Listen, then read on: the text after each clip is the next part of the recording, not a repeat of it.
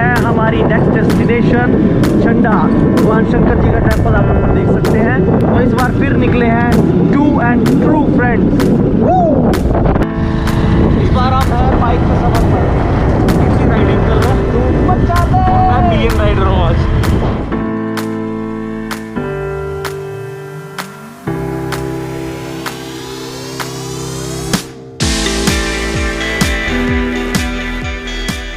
Finally we are back और हम destination पे पहुंच चुके हैं। तो शंकराज टेम्पल, ये हमारे रेजिडेंशियल प्लेस से भी ये गुंबज दिखता है। नमो हे शंकरा,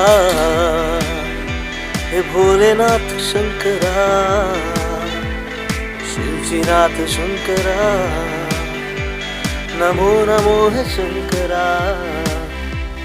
जिस शिवलिंग का आप दर्शन कर रहे हैं, इसकी गहराई नहीं नापी जा सकती। जी हाँ, इस स्थान की मान्यता है कि यह स्थान महाभारत काल से है। महाभारत युद्ध में पांडवों की विजय के बाद इस स्थान पर ध्वजारोपण किया गया था, यानी कि झंडा चढ़ाया गया था।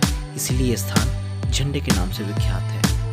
यहाँ के स्थानीय लोग बड़े ही भाव से यहाँ भगवान शंकर की पूजा अर्चना करने के लिए आते हैं। तो आइए अब आपको लेकर चलते हैं हमारे अगले सफर पर, सतकुंबा। इस स्थान से भगवान शंकर ने महाभारत का युद्ध देखा था। सतकुंबा झंडे से कुछ ही किलोमीटर की दूरी पर है। जो रास्ता है बहुत ख़राब हो चुका है और हम यहाँ से जा रहे हैं पैदल। टिप्सी आगे आगे जा रहा है, देखो वो देखो कितना रास्ता ख़राब हो रहा है। वीडियो को देखते देखते हमारे चैनल को प्लीज़ सब्सक्राइब कर दीजिए। यहाँ पे हम खाना खाने के लिए रुके हैं। खाना खाने फिर यहाँ पे हाँ भूख लगी है, पर वो देखो वो सामने बंदर है, खाइए जरा। कर क्या रहे हैं बंदर? ढूई के जा रहे हैं ढूई के जा रहे हैं बंदर। बंदर अपनी साफ सफाई कर रहे हैं, तो यहाँ पे खाना कैंसिल हो गया है कहीं हमारी क्योंकि कभी हमारी डुई के जा देंगे। टेम्पल पहुँच चुके हैं। टेम्पल बिल्कुल सामने है। ये हरियाणा के अंदर पड़ता है। नदी से उधर वाला जो एरिया है वो हिमाचल में है। हम रिवर को क्रॉस कर रहे हैं। फिसलना चाहिए टिप्स, यहाँ पे फिसलन हो रही है। अब हम हिमाचल के अंदर आ गए हैं। देखो इधर इस एरिया को आप बोल सकते हैं कि ये अनएक्सप्लोर एरिया है, जिसे हम एक्सप्लोर कर रहे हैं। और देखो फिशेस, छोटी छोटी फिशेस। बहुत ही अच्छे एरिया के अंदर पहुंच गए हम। माता का मंदिर है आगे, साथ साथ नदी चल रही है। वो सूटेबल प्लेस नहीं अभी मिल रहा जहाँ पे हमने खाना खाना है। फाइनली हमें वो जगह मिल गई है। देखो आप देख सकते हैं। आइए आपको दिखाते हैं। आइए प्लीज कम।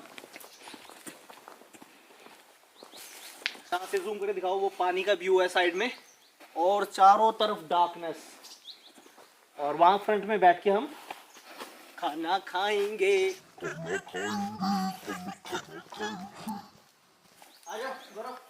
खाना लग गया है।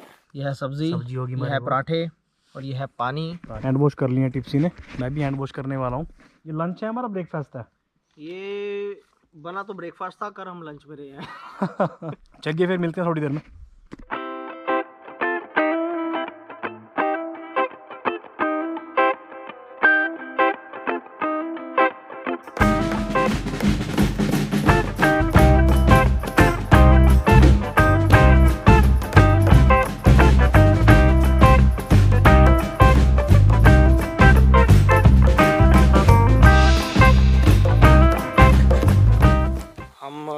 नेक्स्ट मंदिर पे आए हैं। ये माता रानी का मंदिर है। तो ये माता का मंदिर, महामाई के दर्शन। माता के भी हमने चलते चलते दर्शन कर लिए, माता वैष्णो। अब हम जा रहे हैं सतकुंबा मंदिर की तरफ।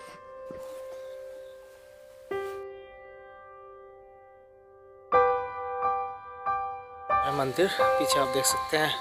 और सतकुंबा इस स्थान का नाम क्यों पड़ा उसके बारे में हम आपको खुल करके अभी बताएंगे। तो लेट्स चेक इट आउट। यहाँ होते हैं हमारे दर्शन भगवान शंकर जी के पंचमुखी स्वरूप में, भगवान का प्रकट्य रूप। मैंने इस मंदिर और इस स्थली के बारे में काफ़ी कुछ सुना है, काफ़ी कुछ पढ़ा भी है, और यही एकमात्र कारण है कि ये रहस्यमय स्थल हमें अपने दर्शन के लिए खींच लाया। मंदिर के स्थान पे धूड़ी रमाए एक बाबा को हमने पाया। अब हृदय में इच्छा थी कि इस स्थान से संबंधित कथा अपने कानों से श्रवण करें। और इसीलिए हमने बाबा से पूछा, महाभारत से क्या संबंध है इस स्थान का, ये बताएं बाबा। तब बाबा ने जो बताया, यकीन मानिए, अद्भुत था। जब पांडवों ने भगवान कृष्ण को सर्वशक्तिमान जानकर अमर होने की इच्छा व्यक्त की, जो कि मृत्यु लोक में असंभव था, पर भगवान कृष्ण तो करुणामयी ठहरे। भगवान ने उन्हें अमर होने का भेद बता दिया। यदि पांडव 7 कुंभ का जल एकत्रित कर लें तो अमर हो सकते हैं। फिर क्या था, पांडव जल एकत्रित करने के लिए निकल पड़े, पर विधि विधान का ख्याल रखते हुए भगवान शंकर ने उनसे पहले ही 7 कुंभों का जल एकत्रित कर लिया। कहा जाता है कि भगवान शंकर द्वारा एकत्रित किया गया 7 कुंभों का जल भगवान ने यहीं लाकर रखा। पर जब पांडवों को पता चला कि वह जल इस स्थान पर है, तो वो इसे पाने की इच्छा से इस स्थान पर आ गए। और जैसे ही उन्होंने जल के पात्र को स्पर्श किया, वो इसी धरती पर बिखर गया। यह देख पांडव बहुत ही दुखी हुए। इतने में वहाँ भगवान शंकर प्रकट हो गए। पांडवों का दुखद आग्रह सुन भगवान शंकर ने और पांडवों से कहा कि हे पांडव, मैं तुम्हें अमरता का वरदान ना देकर एक वरदान देता हूँ। ऐसा कहकर भगवान शंकर ने उसी धरती से 7 धाराओं को प्रकट किया और पांडवों से कहा कि हे पांडव, यदि तुम इन धाराओं से स्नान करते हो तो तुम अंत समय में मोक्ष को प्राप्त होंगे। इस प्रकार 7 धाराओं से निर्मित यह स्थान सतकुंभा के नाम से प्रचलित हुआ। स्वादिष्ट भोजन और बाबा के साथ बिताया समय बड़ा अच्छा रहा। रॉकिंग बाबा जी एक बार इस तरह से एक बार इस तरह से एक बार रॉकिंग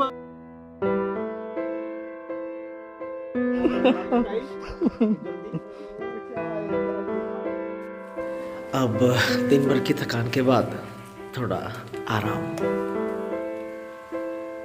और जिस वृक्ष के नीचे मैं आराम कर रहा हूँ, ये कोई साधारण वृक्ष नहीं है। जी हाँ, ये महाभारत के काल का वृक्ष है। इस वृक्ष से भगवान कृष्ण की एक लीला जुड़ी है। इसी वृक्ष के पत्तों को बबरीक ने अपने बाणों से भेदा था। जब भगवान कृष्ण ने उन्हें अपना पराक्रम दिखाने को कहा, तब बबरीक ने अपने बाण से इस वृक्ष का पत्ता पत्ता भेद डाला, लेकिन एक पत्ता भगवान ने अपने चरण कमलों के नीचे दबा लिया और बबरीक का बाण भगवान के चरण पर आकर रुक गया। आज भी इस वृक्ष के हर पत्ते में छेद देखने को मिलता है।